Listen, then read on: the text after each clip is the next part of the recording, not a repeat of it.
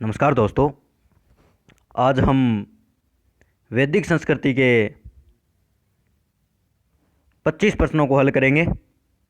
इससे पहले भी हमने वैदिक संस्कृति के 1 से 50 तक के प्रश्नों को दो भागों में 1 से 25 और 26 से 50 तक को हल कर लिया है।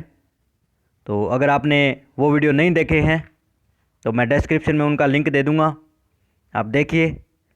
और शुरू करते हैं प्रश्न नंबर 51 से। वैदिक समाज की आधारभूत इकाई थी। तो वैदिक समाज की आधारभूत इकाई क्या थी ये आपको बताना है। तो कुटुंब थी हुई, ए इसका सी आंसर होगा। क्वेश्चन नंबर 52 देखिए। सबसे प्राचीन वेद कौन सा है? तो ए इसका सी आंसर होगा। जो ऋग्वेद है वो सबसे प्राचीन वेद है भाई। क्वेश्चन नंबर 53 देखिए। निम्न में से कौन भारतीय दर्शन की आरंभिक विचारधारा है? तो ये आपको बताना है भाई, आरंभिक विचारधारा कौन सी है। तो सांख्य है वो आरंभिक विचारधारा है। क्वेश्चन नंबर 54 देखिए। सांख्य, योग, न्याय, वैशेषिक, मीमांसा एवं वेदांत, इन 6 भिन्न भारतीय दर्शन की स्पष्ट रूप से अभिव्यक्ति हुई। तो ये आपको बताना है भाई, इनके स्पष्ट रूप से अभिव्यक्ति कहाँ हुई है। वैदिक युग में, गुप्त युग में, कुषाण युग में, मौर्य युग में। तो ये आपको बताना है, आप सोच लीजिए इसकी कहाँ पे हुई है। तो ए इसका सही आंसर होगा। वैदिक युग में इनकी अभिव्यक्ति हुई भाई। क्वेश्चन नंबर 55 देखिए। निम्न में से वह दस्तकारी कौन सी है जो आर्यों द्वारा व्यवहार में नहीं लाई गई थी? तो ये आपको बताना है भाई, इनमें से कौन सी आर्यों के द्वारा व्यवहार में नहीं लाई गई थी। तो मर्तभांड ये भी लाए गए थे, आभूषण भी उन्होंने यूज किए थे, बढ़ईगिरी भी काम में लेते थे, लेकिन लोहार है वो नहीं थे भाई उस टाइम। तो डी इसका आंसर होगा भाई। क्वेश्चन नंबर 56 देखिए। ऋग्वेद के किन 6 मंडलों को वंश मंडल या फिर गोत्र मंडल कहा जाता है? तो ये आपको बताना है भाई, वंश मंडल या गोत्र मंडल कौन से मंडल को कहते हैं। तो दूसरे मंडल से 7वें मंडल तक को कहते हैं। और अगर कुल मंडलों की संख्या आपसे पूछ ले तो कुल 10 मंडल है ऋग्वेद में। क्वेश्चन नंबर 57 देखिए। ये वेद शब्द है, सॉरी। किस वेद में जादुई माया और वशीकरण का वर्णन है? तो ये आपको बताना है भाई, कौन से वेद में है। तो ये अर्थव्य वेद में है भाई। जो भी जादू टोना टोटका सब कुछ है वो अर्थव्य वेद में ही है। क्वेश्चन नंबर 58 देखिए। आर्य शब्द इंगित करता है। तो आर्य शब्द का क्या अर्थ है ये आपको बताना है। तो 20 का सही आंसर होगा श्रेष्ठ वंश को। क्वेश्चन नंबर 59 देखिए। ऋग्वेद में कुल कितने मंडल है? तो ये आपको बताना है भाई, कुल कितने मंडल है। तो ऋग्वेद में कुल 10 मंडल है भाई। ए इसका सही आंसर होगा। क्वेश्चन नंबर 60 देखिए। आर्य भारत में संभवतः आए।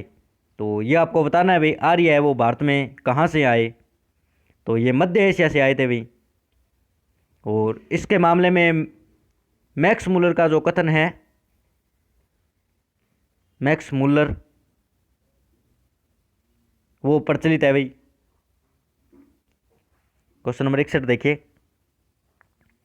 ऋग्वैदिक काल के उस सबसे प्रधान देवता की पहचान करें जिसकी संतुति में 250 सूक्तों की रचना की गई थी। तो ये आपको बताना है भाई, अग्नि है या इंद्र है या वरुण है या ये सूर्य है। ये सूर्य लिखा है भाई ऑप्शन नंबर 4 पे। तो ये आपको बताना है भाई, 250 सूक्तों की रचना किसके लिए की गई है। तो ये इंद्र के लिए की गई है भाई। 20 का सी आंसर होगा। क्वेश्चन नंबर 62 देखिए। सभा और समिति प्रजापति की 2 पुत्रियां थी का उल्लेख किस वेद में मिलता है? तो ये आपको बताना है भाई, किस वेद में इसका वर्णन है। तो अथर्ववेद वेद में इसका वर्णन मिलता है भाई। डी इसका सी आंसर होगा। क्वेश्चन नंबर 63 देखिए। ऋग्वैदिक युग की प्राचीनतम संस्था कौन सी थी? तो ये आपको बताना है भाई कौन सी थी। तो ये विदत थी भाई। और विदत की एक और बात आप ध्यान रखें कि विदत में वो महिलाएं भी भाग लेती थी। विदत है उसमें महिलाएं भी भाग लेती थी, ये भी आप ध्यान रखें। 64 नंबर देखिए, ब्राह्मण ग्रंथों में सर्वाधिक प्राचीन कौन है? तो ये आपको बताना है भाई, ब्राह्मण ग्रंथों में सबसे प्राचीन ग्रंथ कौन सा है? तो शतपथ ब्राह्मण है वो सबसे प्राचीन ग्रंथ है। 20 का सी आंसर होगा। क्वेश्चन नंबर 65 देखिए, गोत्र व्यवस्था प्रचलन में कब आई? तो ये आपको बताना है भाई प्रचलन में ये कब आई। तो उत्तर वैदिक काल में ये प्रचलन में आई भाई। 20 का सी आंसर होगा। क्वेश्चन नंबर 66 देखिए, अनुलोम विवाह का क्या अर्थ होता है? तो ये आपको बताना है भाई अनुलोम विवाह का क्या अर्थ होता है। तो जो अनुलोम विवाह होता है उसमें पुरुष है वो उच्च वर्ण का होता है और स्त्री है वो निम्न वर्ण की होती है। तो ए इसका सी आंसर होगा भाई बिल्कुल। देखिए इसका बिल्कुल विपरीत अगर बात करें तो वो प्रतिलोम विवाह होता है। आगे वाला क्वेश्चन देखेंगे उसमें आएगा। ठीक है, प्रतिलोम विवाह कब किसे कब माना जाता है सॉरी। तो देखिए उसमें तो जो पुरुष था वो उच्च वर्ण का था, इसमें महिला है वो उच्च वर्ण की होगी। तो 20 का सही आंसर होगा।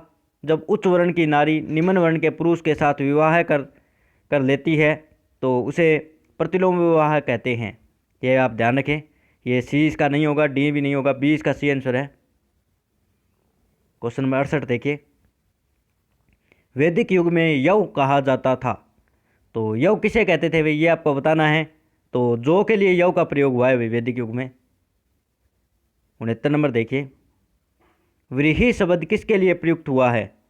तो ये आपको बताना है। तो व्रीहि है वो चावल के लिए प्रयुक्त हुआ है भाई। ए इसका सही आंसर होगा। क्वेश्चन नंबर 70 देखिए, अथर्व का अर्थ है। तो ये आपको बताना है भाई इसका अर्थ क्या है। तो इसका अर्थ है भाई पवित्र जादू। और अथर्व शब्द ही अथर्ववेद में लिया गया है। और जो अथर्ववेद है वो पूरी तरीके से जादू टोने टोटके पर ही आधारित है। क्वेश्चन नंबर 71 देखिए, प्राचीनतम व्याकरण अष्टाध्यायी के रचनाकार है। तो आपको इनके रचनाकार का नाम बताना है। तो ये पणिनि की पुस्तक है भाई, पणिनि की अष्टाध्यायी। क्वेश्चन नंबर 72 देखिए, निम्न में से कौन सी स्मृति प्राचीनतम है? तो ये आपको बताना है भाई कौन सी सबसे प्राचीनतम है। तो ये मनु स्मृति है वो सबसे प्राचीनतम है। ये इसका सही आंसर होगा। क्वेश्चन नंबर 73 देखिए, आदि काव्य की संज्ञा किसे दी जाती है? तो ये आपको बताना है भाई किसे दी जाती है। तो रामायण को इसकी संज्ञा दी जाती है। ये इसका सही आंसर होगा। क्वेश्चन नंबर 74 देखिए, प्राचीनतम पुराण है। तो ये आपको बताना है भाई प्राचीनतम पुराण कौन सा है। तो ये मत्स्य पुराण है। थोड़ा टाइपिंग में मिस्टेक हो गया, तय छोटा आएगा। ये शब्द शुद्धि में काफ़ी बार पूछा गया है।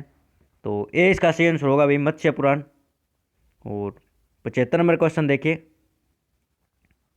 ऋग्वेद में सबसे पवित्र नदी किसे माना गया है? तो ये आपको बताना है भाई किस नदी को सबसे पवित्र माना गया है। तो सरस्वती नदी को सबसे पवित्र माना गया है भाई। और वर्तमान में सरस्वती नदी राजस्थान के हनुमानगढ़ ज़िले में बहती है। ये भी आप ध्यान रखें। और इसे घग्गर के नाम से भी जाना जाता है, घग्गर के नाम से। तो ये थे हमारे वैदिक संस्कृति से संबंधित 75 प्रश्न। ये श्रृंखला आगे भी लगातार जारी रहेगी। आप इस वीडियो को ज़रूरतमंद तक ज़रूर शेयर करें जिससे कि सभी को इसका लाभ पहुंच सके।